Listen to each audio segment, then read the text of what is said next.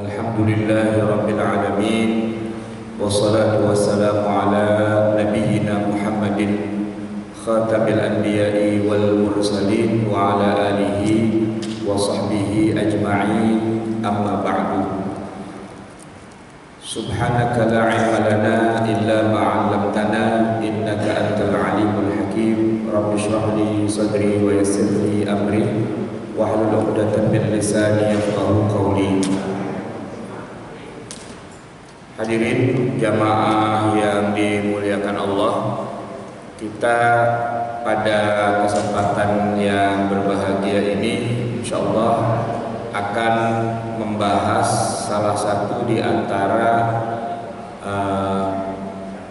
cabang dari ilmu fikih, yaitu tentang adanya banyak perubahan hukum yang diakibatkan oleh banyaknya perubahan zaman. Saya akan awali kajian kita ini dengan menyitir salah satu di antara ayat-ayat Al-Quranul Karim yang menceritakan tentang perubahan zaman. Nanti kaitannya dengan zaman itu berubah, lantas kemudian hukum yang ditetapkan oleh para ulama juga ikut berubah dengan adanya perubahan zaman. Nah, kalau kita buka di dalam surat Al-Kahfi, surat Al-Kahfi ini surat yang ke-18, kita akan menemukan kisah tentang bagaimana perubahan zaman itu terjadi. A'udzubillahi minasyaitonirrajim. Bismillahirrahmanirrahim. Wa kadzalika ba'atsnahum liyatasaalu bainahum. Ini surat Al-Kahfi ayat 19. Dan demikianlah kami bangkitkan mereka untuk mereka saling bertanya di antara mereka. Qala qailun minhum. Salah satu di antara mereka ada yang bertanya, kam labistum, berapa lama kamu ini menempati gua ini tertidur? Qalu, mereka teman-temannya menjawab, labisna yauman au ba'da yaum. Kita ini kira-kira tidur ini kira-kira seharian lah. Au ba'da yaum, atau sebagian dari hari. Enggak sampai sehari, setengah hari lah kurang lebihnya. Qalu rabbukum a'lamu bima labistum. Katakanlah mereka berkata, Rabbukum, Tuhan kamu lebih tahu berapa lama kamu tinggal. Fab'asu ahadakum biwarikikum hadhihi ilal Madinah. Satu orang kita utus dengan mata uang perak ini masuk ke dalam kota. Falyanzur ayyuha azka ta'aman, untuk mencari makanan yang baik. Falyatikum birizqim minhu, agar dia bisa membawakan kita makanan-makanan ini. Wal yatalattaf, dan tapi dia harus berhati-hati, berlaku lemah lembut, jangan menarik perhatian orang. Wala yusy'iranna bikum ahada, jangan sampai ada yang ngeh di antara orang-orang di kota itu bahwa kamu adalah salah satu dari Ashabul Kahfi. Innahum iyadhharu 'alaikum, kalau sampai kamu ketahuan bahwa kamu adalah salah satu pelarian dari Ashabul Kahfi, yarjumukum, pasti kamu akan dirajam oleh mereka. Au yu'idukum fi millatihim, atau akan dipaksa kembali masuk ke dalam agama mereka. Walan tuflihu idzan abada, dan pasti tidak akan beruntung selamanya. Ini ayat 19 dan 20, inti dari surat Al-Kahfi, cerita tentang beberapa orang pemuda yang dipaksa untuk meninggalkan agama Islam dan masuk ke dalam agama di luar Islam atas titah dan perintah raja yang zalim. Mereka tidak mau dan mereka kemudian melarikan diri, dikejar-kejar dan bersembunyi di dalam gua. Nah, cerita mereka tinggal di dalam gua itu kemudian yang menariknya adalah ternyata mereka tertidur bukan cuma sehari atau setengah hari, tetapi mereka tertidur sampai 300 tahun lamanya, di mana Allah Subhanahu wa taala menyebutkan walabithu fi kahfihim 300 sinina wazdadu tis'a. Ternyata yang mereka bilang sehari atau setengah hari itu keliru. Ternyata mereka itu tidur di dalam gua mereka itu selama 300 tahun ditambah dengan 9 tahun. Jadi 309 tahun. Nah, sikap yang mereka lakukan pada saat mereka bangun tidur, merasa tidurnya cuma sehari atau setengah hari, itu sikap yang memang seharusnya mereka lakukan di zaman mereka, yaitu takut, diam-diam, menghindari diri dari penglihatan orang, ya. Karena apa? Karena posisi mereka terancam oleh hukuman mati. Mereka adalah pelarian yang menghindari kejaran petugas negara, yang mana memang negaranya saat itu adalah pemerintahan yang kafir atau yang zalim, yang memang bermasalah. Nah, masalahnya adalah ternyata mereka bangun 309 tahun kemudian, di mana raja yang zalim itu sudah nggak ada. Pemerintahan yang mengejar-ngejar mereka itu juga sudah tidak ada. Zamannya ternyata sudah berubah. Tentu saja ini adalah bagian dari kekuasaan Allah. Tapi yang mau kita tarik garis bawah di sini adalah zamannya berubah. Tapi perilaku mereka masih belum berubah. Kenapa? Karena nggak tahu bahwa zamannya berubah. Mereka masih curiga, masih diam-diam, masih berhati-hati. Nah, tetapi ketahuan kemudian setelah itu bahwa mereka belanja di pasar pakai mata uang yang ada gambar raja. Rajanya itu udah raja 300 tahun yang lalu, dimana orang sudah nggak pakai lagi mata koin yang gambar raja itu. Ibarat kata kalau zaman kita duitnya duit lama, udah nggak laku. Walaupun tetap laku sih, karena kan di zaman itu yang dijadikan sebagai dasar kan bukan angkanya tetapi berat dari koin perak itu. Lakunya tetap laku, cuman gambarnya ini kenapa gambar raja yang udah 300 tahun yang lalu gitu ya. Nah, ternyata mereka baru sadar bahwa zaman sudah berganti, sudah berubah dan sebagainya, dan mereka sudah nggak perlu lagi berperilaku seperti pelarian atau pesakitan itu. Nah, jamaah sekalian, zaman yang berubah ini ternyata harus diikuti dengan perubahan hukum juga, dan itulah yang dilakukan oleh para ulama ketika mereka mendapati perubahan-perubahan zaman itu. Jadi kalau di zaman Nabi, saya akan mulai masuk kepada intinya. Kita menemukan hadis di awal, bunyinya begini: la yahillu limra'atin muslimatin, tidak halal bagi seorang perempuan muslimah, an tusafira fawqa thalathati ayyamin, untuk bersafar lebih dari 3 hari, illa wa ma'aha dhi mahramin, kecuali dia harus ditemani dengan mahramnya. Hadis itu diucapkan oleh Nabi di zamannya, tetapi kemudian setelah itu Nabi juga bercerita nanti zaman akan berubah, dan wanita tidak perlu lagi bepergian 3 hari itu harus ditemani. Hadisnya diucapkan juga oleh Nabi kepada salah satu sahabat di akhir dari masa hidupnya Nabi. Sahabat itu bernama Adi bin Hatim. Adi bin Hatim ini sahabat yang setelah Nabi nanti wafat itu dia hidupnya masih panjang, termasuk di antara sahabat yang matinya belakangan. Nah, Nabi nanya kepada Adi bin Hatim, "Adi, kamu pernah datang ke negeri Hira apa belum?" Adi menjawab jujur, "Belum ya Rasul. Tapi kalau mendengar ada sebuah negeri namanya Hira, saya pernah dengar. Tapi itu jauh banget. Perjalanannya itu bukan cuma sehari atau 2 hari atau 3 hari, tapi berminggu-minggu perjalanan." Iya, kata Rasulullah. Itu negeri yang jauh ya, dari Madinah aja jauh.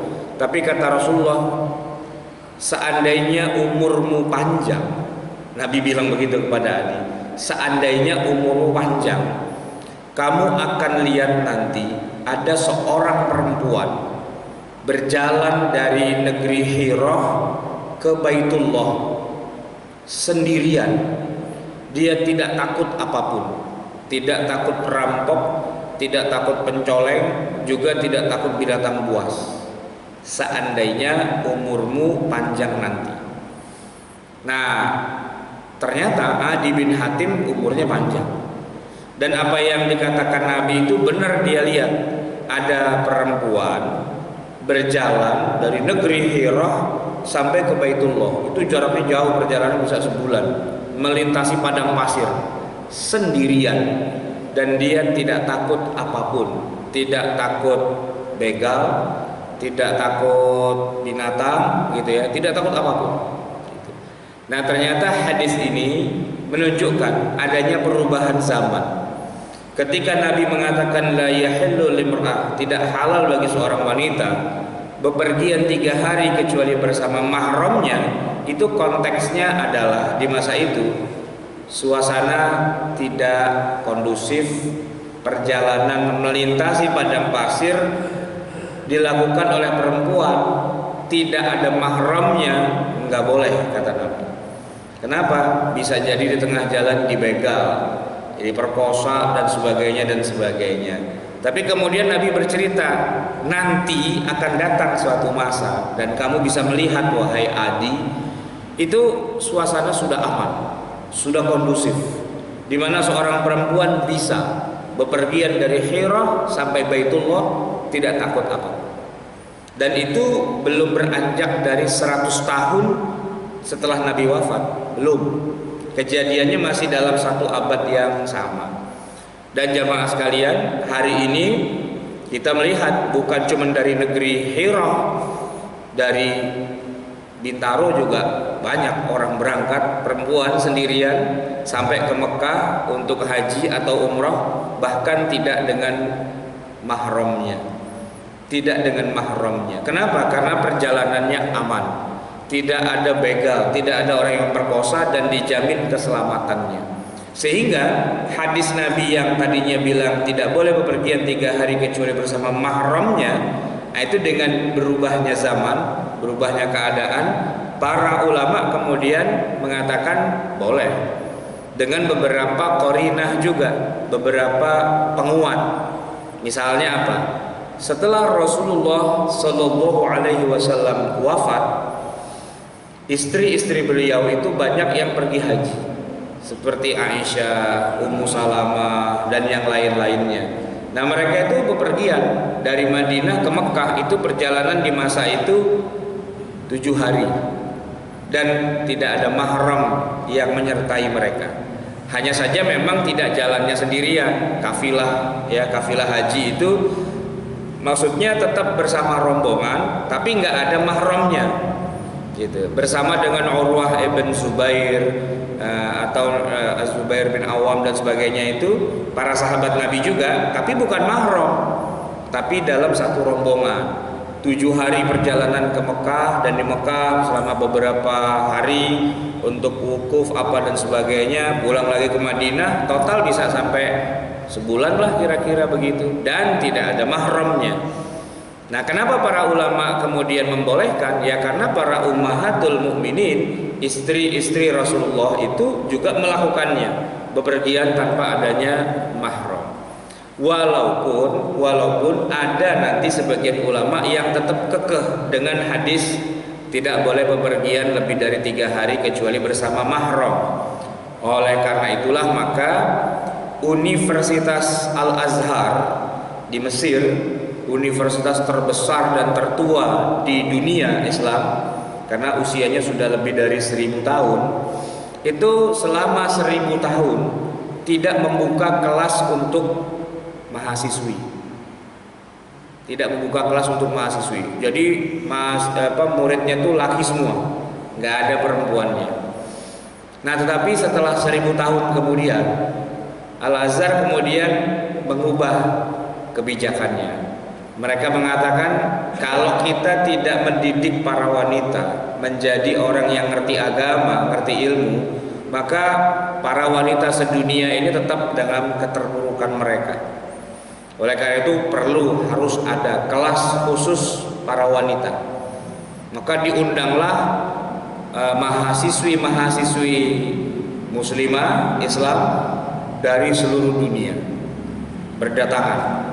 Maka hadis yang tadi bilang tidak halal bagi seorang wanita bepergian lebih dari 3 hari kecuali bersama mahramnya, itu konteksnya kemudian dianggap sudah nggak berlaku.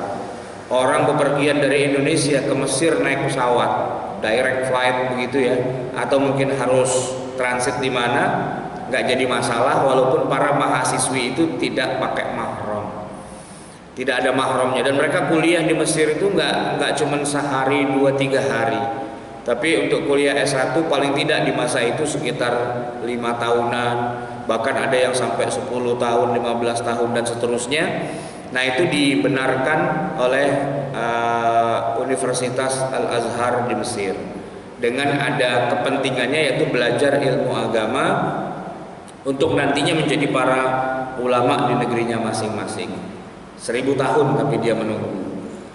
Sementara kalau Jamiah Islamiyah seperti di Madinah belum membuka kelas mahasiswi. Begitu juga Ummul Qura atau yang di Mekah atau di Jamiatul Imam di Riyadh, Saudi Arabia, mereka belum membuka. Tapi cabangnya yang di Jakarta itu membuka kelas buat para wanita. Maka kalau kita datang ke Bunjit ya, Lipia, di situ nanti akan kita temukan banyak thalibat, para wanita yang kuliah di Lipia, dan mereka dari seluruh Indonesia.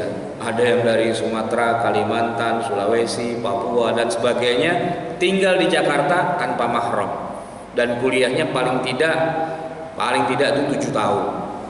Nah, jadi bagaimana dengan hadis yang mengatakan tidak halal bagi wanita bepergian 3 hari kecuali bersama mahramnya? Itu konteksnya berubah, zamannya berubah. Seorang mahasiswi di Libya itu dia asalnya dari pedalaman Kalimantan sana, dia bermobil 3 jam ke bandara, kemudian dia terbang 2 jam ke Jakarta, lalu dia tinggal di Jakarta selama 7 tahun.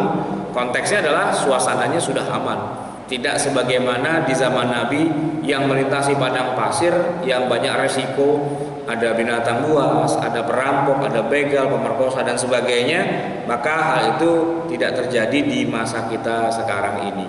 Sehingga syarat harus adanya mahram bagi seorang wanita yang bepergian lebih dari 3 hari itu tidak dipakai lagi karena memang konteksnya berbeda. Tapi kerajaan Saudi Arabia tetap memberlakukan hal itu khususnya buat jamaah haji dan umroh. Tetapi tidak memberlakukan untuk TKW. TKW kita itu diterima di Saudi, kerja 2 tahun atau 4 tahun sesuai kontraknya, dan tidak disyaratkan harus ada mahramnya. Yang disyaratkan harus ada mahramnya cuma jamaah haji dan umroh saja. Nah, hadirin jamaah sekalian, itu contoh pertama bagaimana perubahan zaman itu oleh para ulama diikuti juga dengan perubahan hukum yang berlaku. Contoh yang kedua, jamaah yang dimuliakan Allah, perubahan zaman itu yang terjadi di zaman kita sekarang itu adalah tidak adanya budak atau perbudakan. Padahal di dalam Al-Quran kita menemukan banyak ayat tentang budak-budak itu. Salah satunya ketika kita baca surat tentang ciri-ciri orang yang beriman. Qad aflahal mu'minun, telah beruntunglah orang-orang yang beriman. Nah itu Pak, ketika kita bicara tentang ciri-ciri orang yang beriman, qad aflahal mu'minun itu diantara ciri-ciri orang yang beriman itu adalah yang apabila mereka menjaga kemaluannya. Ya, saya bacakan. A'udzubillahi minasyaitonirrajim. Bismillahirrahmanirrahim. Qad aflahal mu'minun, telah beruntunglah orang-orang yang beriman. Alladzina hum fi salatihim khashi'un, orang yang khusyuk dalam salatnya.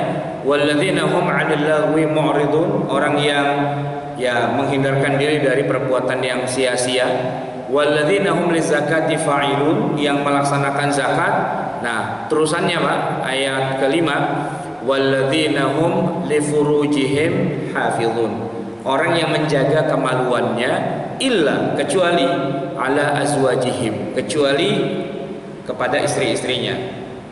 Ada terusannya Pak, ma malakat aimanuhum, atau kepada budak-budak perempuan mereka. Fa in au ma malakat aimanuhum fa innahum ghairu malumin. Maka kalau melampiaskan nafsu syahwat kepada budak perempuannya itu tidak mengapa. Faman ibtagha wara azalika, tapi kalau di luar dari dua itu kepada istri atau pada budak, fa ulaika humul adun. Itu yang enggak boleh. Nah, ayat Quran ini Pak dan ayat-ayat yang lain yang mengatakan boleh bersetubuh dengan budak, boleh menyetubuhi, ini masih ada ayatnya. Ayatnya masih ada. Tapi ayat ini nggak bisa kita pakai sekarang. Kenapa? Ya budaknya nggak ada. Kalau kepada istri ya masih ada, tapi kalau kepada budak tidak ada. Jadi gambarannya begini Pak, budak itu tidak dinikahi. Budak itu kita punya pertama karena dapat warisan. Orang tua kita meninggal punya budak 20, dibagi-bagi waris. Kita sebagai anaknya kita dapat warisan. Taruhlah karena anaknya banyak gitu ya, masing-masing dapat budak dua dapat kita dua. Nah ini budak ini dapat warisan dari bapak saya, ini boleh saya setubuhi gitu. Atau bukan dari warisan, dari beli bisa juga ya, punya duit banyak beli aja budak perempuan. Buat apa? Suruh masak, suruh nyapu, suruh ngepel, suruh ngapain aja segala macam. Kalau rada cakepan dikit boleh ditiduri, itu budak gitu. Atau bukan dari beli, dari tukar. Punya budak cakepan dikit nggak? Tukeran yuk, gitu, tuker. Nah itu kemudian boleh disetubuhi. Atau bisa dapat dari perang musuh kita kalah, ya kan? Ada dua kemungkinan, bisa kita bunuh atau kita jadikan budak. Nah sebagai budak itu boleh disetubuhi. Atau bisa dapat dari hadiah. Nabi Muhammad SAW itu dapat budak hadiah dari Raja Mesir, Raja Muqawqis itu mengirim 2 orang budak kepada Rasulullah sebagai pertukaran antar kepala negara, souvenir budak. Nah, salah satunya oleh Nabi kemudian ya dijadikan tempat pelampiasannya Rasulullah, yaitu kepada yang namanya Maria Al-Qibtiyah, yang kemudian nanti statusnya dinaikkan menjadi istri tapi tetap dalam status sebagai budak. Nah, budak-budak itu adalah wanita yang boleh disetubuhi tanpa perkawinan. Dan itu dikuatkan di dalam Al-Qur'anul Karim. Au ma malakat aimanuhum. Nah, yang jadi masalah ayat ini tidak bisa kita praktekkan di zaman sekarang. Kenapa? Karena budaknya tidak ada dan perbudakannya sudah dihapus. Maka kita tidak bisa kemudian pura-puranya ini orang perempuan nih kamu jadi budak ya biar saya boleh setubuhi, itu nggak bisa. Kenapa? Karena perbudakannya tidak ada. Perbudakan itu harus dilandasi oleh hukum yang resmi dari negara, bahwa memang dia jadi budak secara legal. Bukan pura-puranya jadi budak, itu nggak bisa. Budak ada statusnya dan diakui secara hukum positif di suatu negara. Sayangnya dari sekian ratus negara di dunia ini tidak ada satupun yang secara konstitusional mengakui adanya budak atau perbudakan. Nah, selama tidak diakui secara konstitusional di satu negara, kita tidak bisa kemudian main menyetubuhi perempuan begitu saja dengan alasan ini budak saya. Nggak bisa, harus budak betulan yang statusnya adalah memang secara hukum legal dia sebagai budak. Nah masalahnya perbudakan hari ini kita tidak temukan lagi. Sedangkan di masa Rasulullah SAW dan beberapa ratus tahun kemudian itu lembaga perbudakannya masih ada. Kalau kita datang ke Mekah, ke Madinah, ke Kufah, ke Basrah, ke negeri-negeri Islam, kita datang ke pasar dan di pasar itu ada budak. Maksudnya ada orang jualan budak. Ya kan, yang kalau kita punya duit kita bisa beli, bawa pulang, disetubuhi di rumah tanpa harus menikah, dan itu legal di dalam Al-Qur'anul Karim. Nah permasalahannya adalah zamannya berubah. Kita tidak boleh menyetubuhi seorang perempuan tanpa kita nikahi, dengan alasan dia budak. Nah itu nggak bisa. Harus benar-benar budak yang sesungguhnya. Baik jamaah sekalian, contoh perubahan zaman yang ketiga. Tadi kan bicara tentang perempuan bepergian nggak boleh lebih dari 3 hari. Yang kedua tentang perbudakan. Nah yang ketiga ini Pak terkait dengan masalah ritual ibadah sholat. Jadi di zaman Nabi itu, sebagaimana mungkin sudah sering saya sampaikan di sini, Rasulullah dan para sahabat itu kalau sholat itu memang selalu pakai sendal atau pakai sepatu. Dan Masjid Nabawi itu memang tidak ada karpet, tidak ada keramik, tanah biasa. Nah, ini bukan cuma sekedar karena waktu itu belum ada karpetnya, tapi memang ada perintah secara khusus dari Nabi untuk pakai sendal dan pakai sepatu. Apa dasarnya? Orang-orang Yahudi di Madinah saat itu, kalau mereka datang ke rumah ibadah mereka, jadi di Madinah itu, walaupun Madinah itu negara Islam, bahwa pemimpinnya adalah Rasulullah, tapi banyak komunitas Yahudi. Nah, orang-orang Yahudi di perkampungan Yahudi itu mereka punya tempat ibadah. Kita menyebutnya sinagog, gitu ya. Atau kalau dalam bahasa Arabnya sauma'ah. Nah, di dalam sauma'ah atau sinagog rumah ibadah mereka itu menggelar karpet. Dan kalau masuk ke rumah ibadah, mereka melepas sendal, melepas sepatu mereka di luar. Jadi kalau ibadah, kalau sholat, mereka lepas sendal. Nabi lihat, maka beliau bersabda, khaliful yahud, kalian berbedalah dengan orang Yahudi, jangan disamakan ibadah kita dengan mereka. Kalau mereka masuk tempat ibadah mereka lepas sendal, lepas sepatu, maka kita kalau sholat masuk masjid jangan ada yang lepas sendal, jangan ada yang lepas sepatu. Kalaupun takut najis, keset-kesetin aja di luar. Setelah itu sholatlah pakai sendal, pakai sepatu. Nah, suatu ketika itu kan pernah juga kejadian, Nabi lagi sholat, tiba-tiba Jibril datang ngasih tahu bahwa di bawah sendalnya Nabi itu ada najisnya. Maka Nabi melepas sendalnya, diikuti oleh makmumnya. Selesai sholat, mereka bertanya, ya Rasul, ada apa kok pakai ngelepas sendal segala? Kata Nabi, Jibril ngasih tahu saya bahwa di bawah sendal saya ini ada kotorannya, ada najisnya. Maka kalian nanti mulai sekarang kalau masuk masjid jangan lupa sebelum masuk dibalik dulu sendalnya atau sepatunya. Kalau ada najisnya dikeset-kesetkan di tanah. Setelah itu dipakai lagi, masuk masjid dan sholatlah pakai sendal atau pakai sepatu. Khaliful yahud, berbedalah kalian dengan orang Yahudi. Itu hadis sahih. Nah, jamaah sekalian, saya tanya, di mana ada orang Islam hari ini yang sholat masuk ke dalam masjid pakai sendal, pakai sepatu sesuai dengan perintah Nabi itu?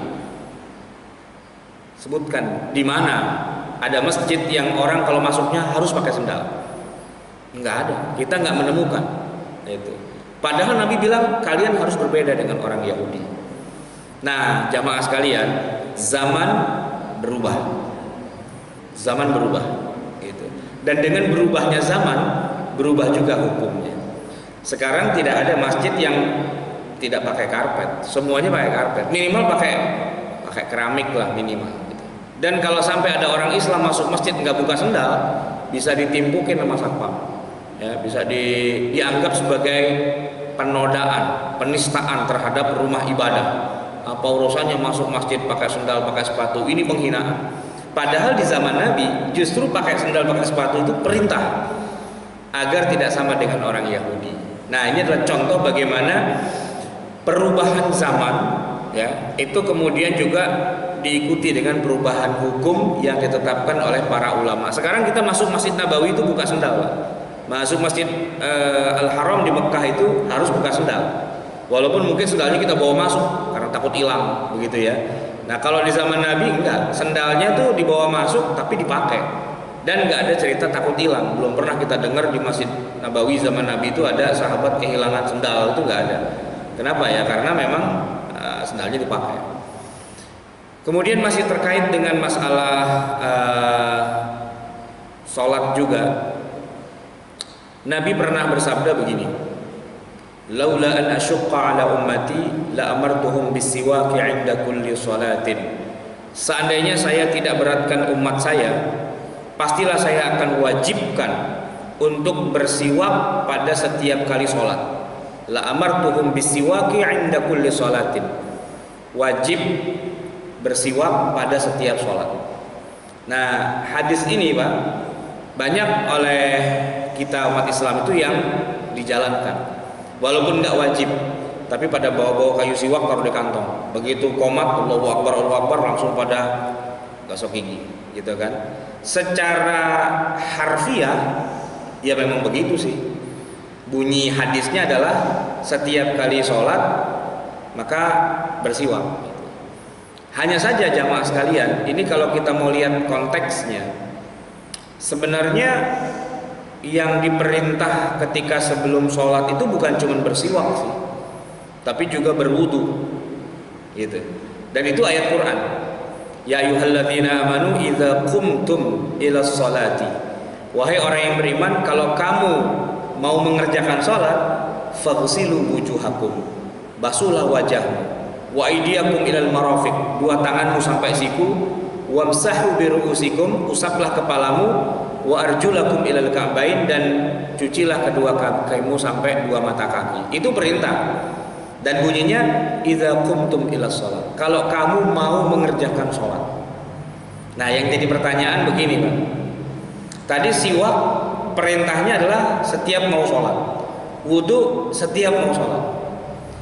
Kenapa kemudian kita melaksanakannya berbeda? Wudu itu nggak kita lakukan di sini, tapi di luar. Sebelum masuk ke masjid kita wudu dulu. Nah, siwak kenapa dikerjakannya di sini, nggak di luar? Padahal perintahnya sama, yaitu setiap mau sholat. Di sini kemudian konteksnya itu, Pak. Jadi ketika orang membaca hadis ini sendirian tanpa ada keterkaitannya dengan dalil hadis atau ayat yang lain, maka dia menerjemahkannya apa adanya aja. Setiap mau sholat kan, begitu qomat udah berdiri baru ngambil kayu siwak, gitu. Tapi kalau dikaitkan dengan wudu, ternyata enggak. Orang nggak ada yang udah baris begini siap takbiratul ihram baru kemudian wudu di sini, nggak ada. Wudu bukan di sini, wudu di luar sebelum masuk ke dalam masjid. Nah, sebenarnya kalau kita kaitkan itu dengan konteksnya, sebenarnya perintah siwak itu dilakukannya adalah bersamaan dengan wudu, gitu. Ya di tempat wudu, gitu kan? Itu logika yang masuk akalnya. Tapi ya karena ayat atau hadis itu dibaca sepotong-sepotong, akhirnya wudunya di luar, gosok giginya di dalam. Gitu. Ini yang harus dilihat sebenarnya konteksnya, perubahan zamannya itu. Baik jamaah sekalian yang dimuliakan Allah, ada hadis tentang istinja. Ini tadi kan ngomongin wudu, ini kaitannya dengan istinja. Beristinja itu kalau di masa Nabi itu kan memang pakai batu, ya. Karena kenapa pakai batu? Bukan karena nggak ada air. Cuman begini, Pak, air tuh ada di masa Nabi, itu ada air. Sebab mereka wudu, mereka mandi janabah dan sebagainya. Cuman dibilang nggak ada air kalau mau istinja tuh gara-gara lokasi buang hajat itu bukan di dalam kamar mandi. Bukan di dalam kamar mandi. Di dalam rumah itu ada kamar mandi, tapi tidak ada WC, tidak ada kloset, gitu loh. Kenapa? Karena belum dikenal masa itu kamar mandi di dalam ada WC jongkok atau WC duduk, kemudian pakai saluran gitu, septic tank, itu belum dikenal zaman itu.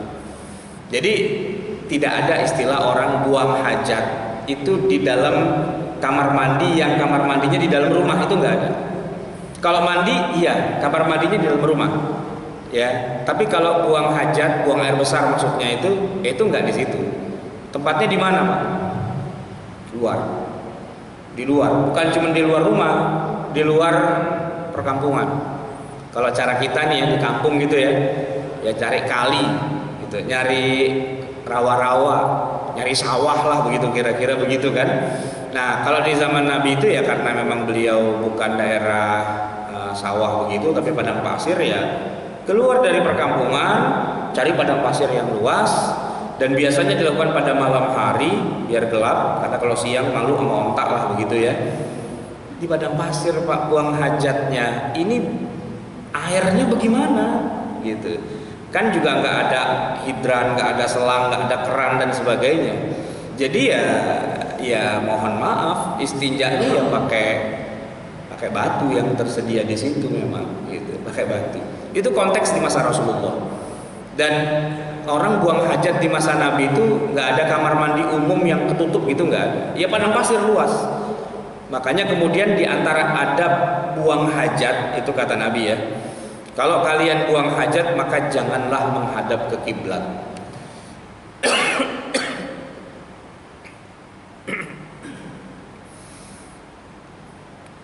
Madinah itu di utaranya kota Mekah. Dan kalau orang mau menghadap kiblat dari utara itu berarti ke selatan. Kata Nabi, buang hajat jangan menghadap kiblat. Dan jangan juga membelakanginya. Berarti nggak boleh menghadap ke selatan, nggak boleh menghadap ke utara, karena itu menghadap kiblat atau membelakanginya. Walakin kata Nabi, syarriqu, menghadaplah kalian ke timur. Au gharribu, atau menghadaplah ke barat, biar tidak menghadap ke kiblat. Ini para ulama sepakat. Kalau kita buang hajat di tempat umum jangan menghadap kiblat atau membelakanginya. Tapi kalau buang hajatnya kayak zaman sekarang Pak, ada temboknya, kamar mandi dan sebagainya, ya itu nggak ada masalah karena tertutup. Ini yang nggak boleh menghadap kiblat ini yang terbuka. Nah, cuman solusi yang Nabi sebutkan di dalam hadis yang sahih itu adalah menghadaplah ke barat atau menghadaplah ke timur, gitu kata Nabi. Nah ini Pak, hadis ini harus dilihat sesuai dengan konteks geografisnya. Nggak bisa hadis ini dipakai di kita di Indonesia. Kenapa? Kalau dibilang jangan menghadap kiblat, tapi menghadaplah ke barat, ya barat itu kiblat kalau di kita, ya kan? Atau ke timur, ya berarti membelakangi kiblat, gitu kalau di kita. Nah hadis ini untuk konteks di Madinah benar, dan untuk di zaman Nabi. Kalau di zaman sekarang nggak ada Pak, orang buang hajat di padang pasir tuh nggak ada, gitu. Ya buang hajat pastinya dalam kamar mandi, karena sudah ketutup, sudah nggak ada lagi urusan menghadap kiblat atau tidak menghadap kiblat. Kalau sudah di dalam kamar mandi, mau ngadep mana aja itu udah nggak ada urusan. Nah itu yang kemudian perlu kita ketahui, setiap hadis itu ada konteksnya, dan berubahnya zaman, berubahnya waktu, berubahnya keadaan masyarakat, tempat geografis dan seterusnya itu berpengaruh pada perubahan hukum. Nah jamaah yang dimuliakan Allah, ini yang terakhir,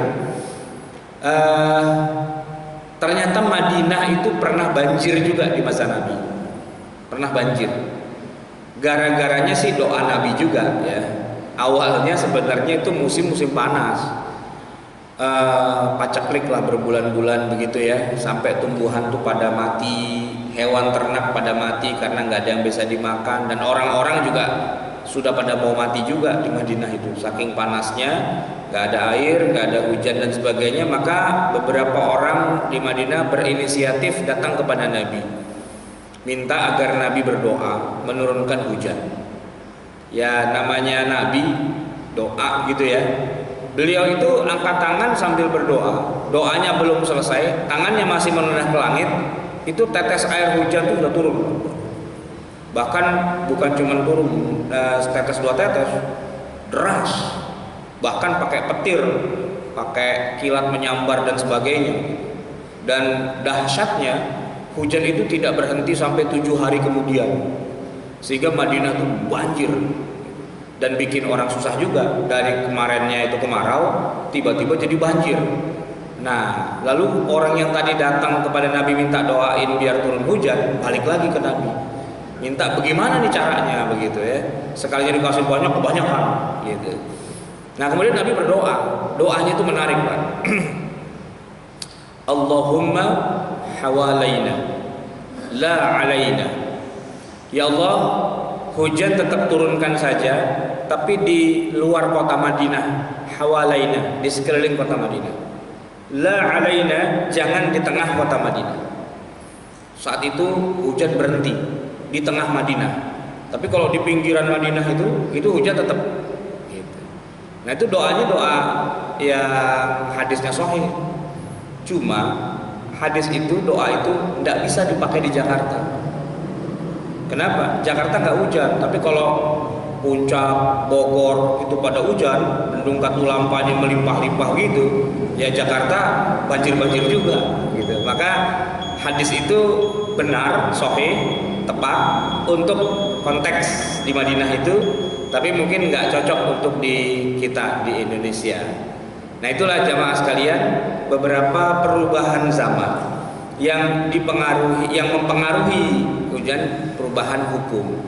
Tentu berubahnya hukum ini tidak boleh kita ngubah seenaknya. Berubah hukum ini karena dikawal oleh para ulama, oleh para fuqaha juga. Ya, misalnya kalau di zaman Umar itu, Umar lah yang berfatwa begini. Kalian itu jangan main-main dengan masalah talak gitu. Banyak orang yang main-main dengan talak sampai bilang kepada istrinya, kamu saya talak, kamu saya talak, kamu saya talak 3 kali begitu. Nggak apa-apa, dianggapnya itu masih jatuh talak 1. Nah, karena sering melihat kejadian seperti itu, Umar mengatakan, siapa saja yang bilang kepada istrinya, kamu saya talak 3 kali ya, kamu saya talak, maka kata Umar itu jatuh talak 3. Itu fatwa dari Umar untuk mengantisipasi perilaku masyarakat yang menggampangkan urusan talak. Termasuk Umar juga pernah berijtihad bahwa orang kafir yang dulunya sering dikasih zakat sama Nabi karena diharapkan masuk Islam gitu ya, itu di zaman Umar sudah nggak boleh dikasih harta zakat lagi. Mereka datang kepada Umar, mana jatah zakat buat kita? Dulu zaman Nabi, zaman Abu Bakar kita dikasih nih tiap tahun. Sekarang kita minta kepada Umar. Kata Umar, enggak. Apa?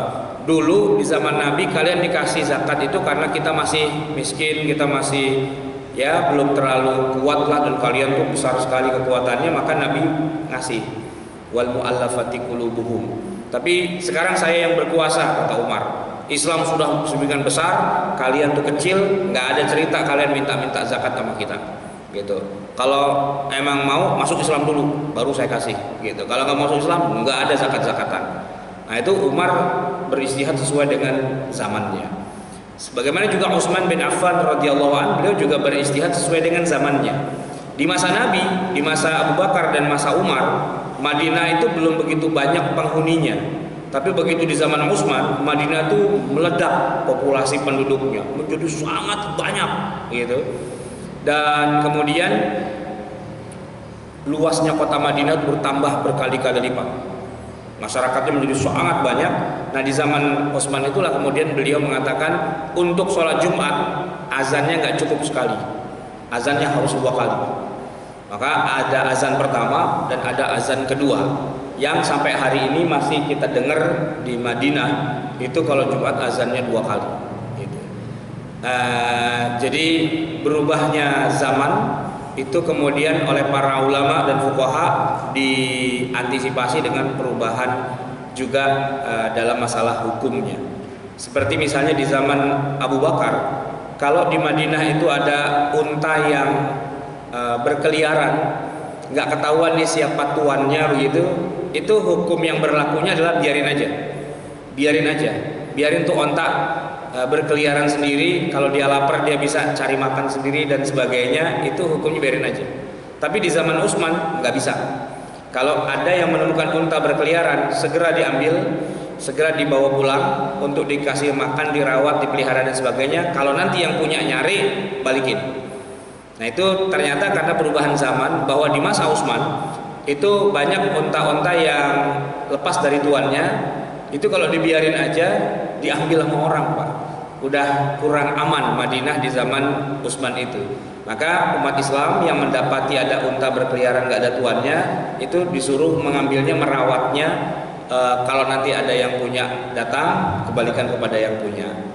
Dan demikianlah perubahan zaman yang terjadi sejak masa lalu sampai masa sekarang. Setiap waktu itu terjadi perubahan zaman dan para ulama kemudian ikut beristihad untuk menyesuaikan diri dengan zaman yang berubah itu. Jamaah sekalian, itulah yang bisa saya sampaikan, dan kalau mungkin ada pertanyaan silahkan, kalau enggak kita tutup. Ada pertanyaan Pak? Ya silahkan. Waalaikumsalam.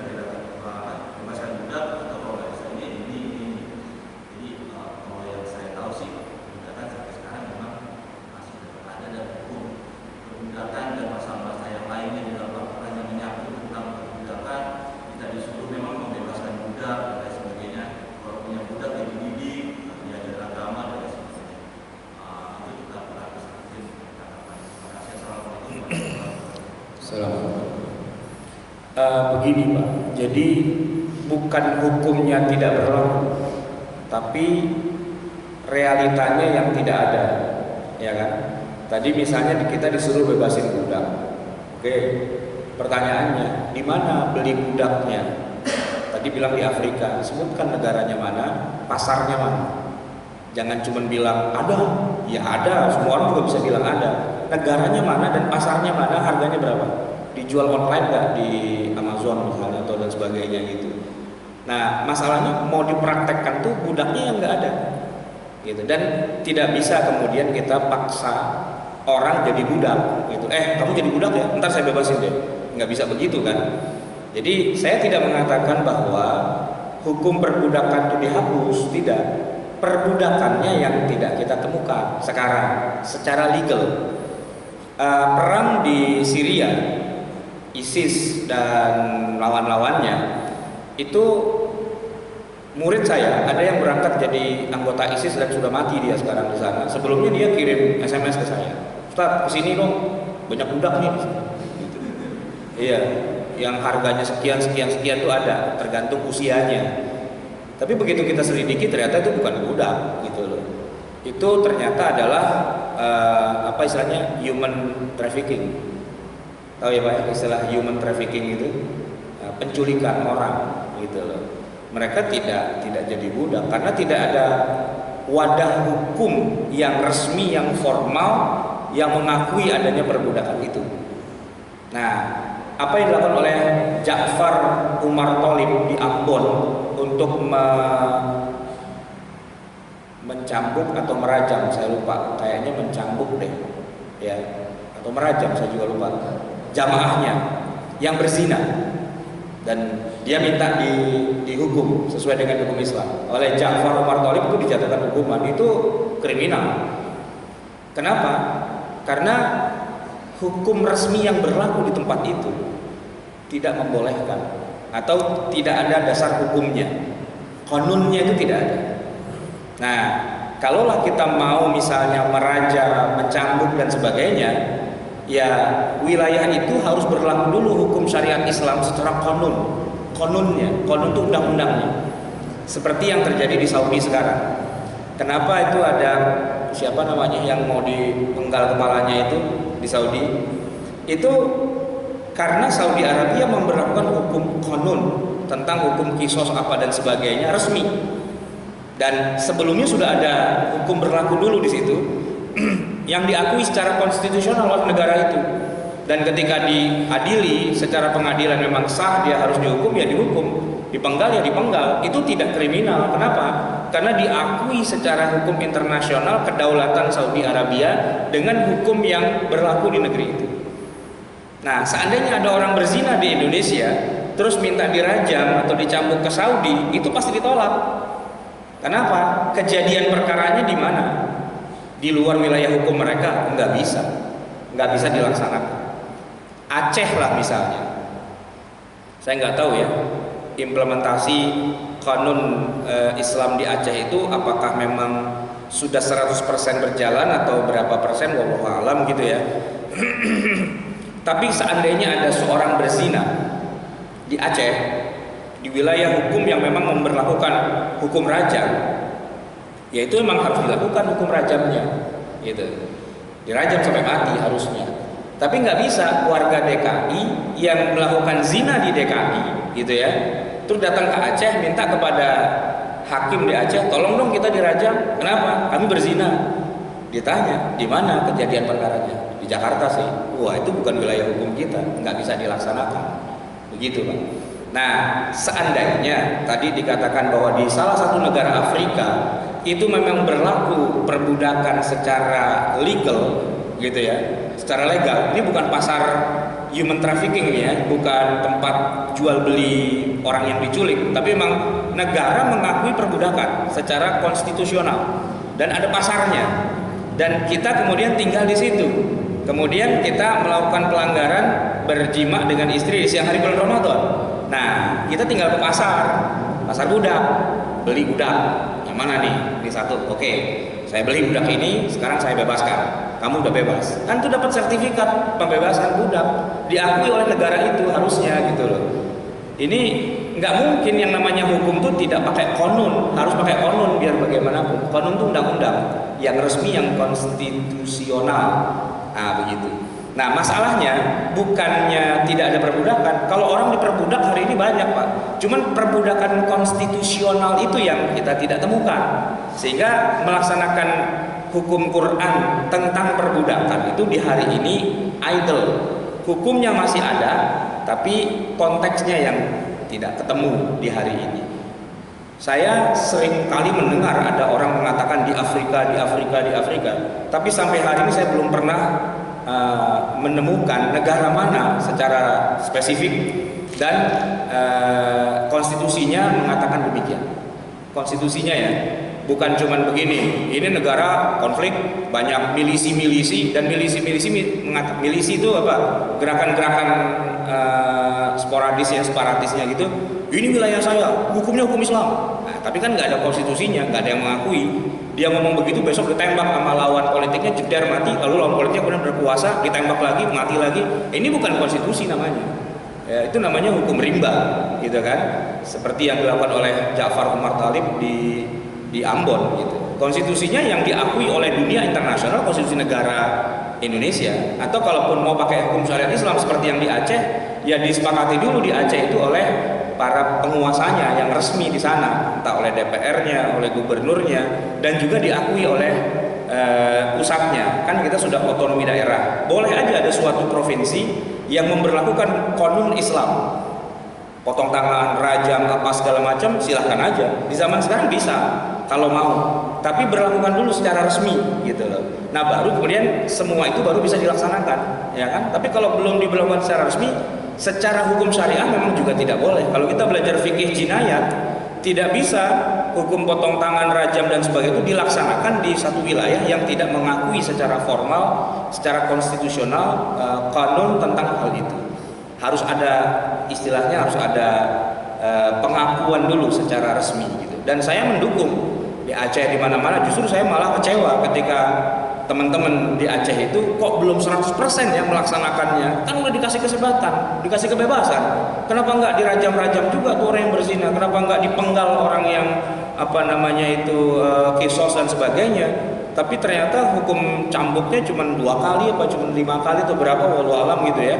Beberapa teman melakukan penelitian ke Aceh sejauh mana implementasi hukum jinayat seperti yang disebutkan dalam fikih jinayat itu sudah dilaksanakan. Ternyata juga masih banyak kendala kelihatannya gitu, sehingga kita belum pernah mendengar misalnya di Aceh itu ada orang dihukum pancung gitu gara-gara dia membunuh orang lain, itu belum ada.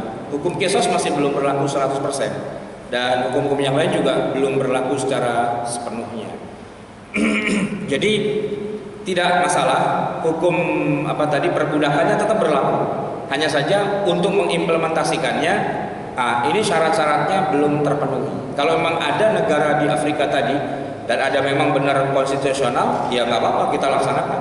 Dan saya sangat yakin itu akan terjadi lagi, gitu. Karena di dalam hadis itu disebutkan tidaklah terjadi hari kiamat kecuali nanti perbudakan akan kembali lagi, ya kan? Perbudakan akan kembali lagi itu saya sangat percaya gitu. Cuman kalau melihat realitas sekarang itu belum kelihatan.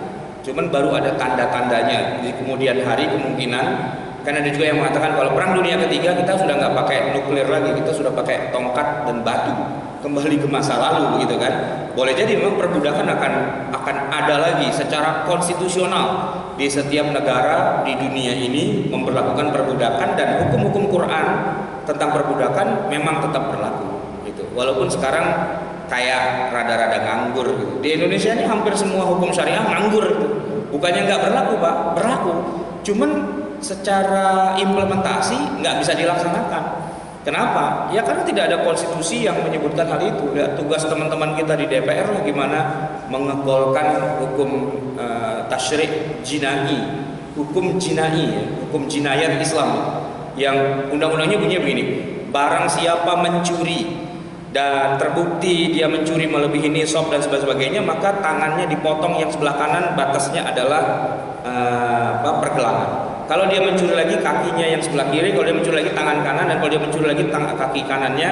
Dan kalau dia mencuri lagi, maka dia boleh dibunuh dan sebagainya. Itu kalau hukum fikih Pak, masih ada lengkap. Dan saya belajar itu semua sampai selesai gitu. Cuman bagaimana mempraktekannya, konstitusi kita tidak seperti itu. Kita punya banyak anggota DPR tapi belum alam lah ya, belum jadi undang-undang di negeri kita itu semua. Nah, maka nggak bisa dipraktekkan secara swasta gitu Pak. Begitu kita ketemu maling, yaudah potong aja deh langsung gitu, nggak bisa juga kan, karena itu tidak dilindungi atau tidak didasari oleh undang-undang yang sah gitu. Baik, cukup barangkali atau masih ada lagi? Oke, kalau sudah nggak ada lagi kita akhiri sampai di sini. Semoga bermanfaat. Mohon maaf atas segala kekurangan dan kesalahan. Hadadallahu wa iyyakum ajma'in. Walafu minkum. Assalamualaikum warahmatullahi wabarakatuh.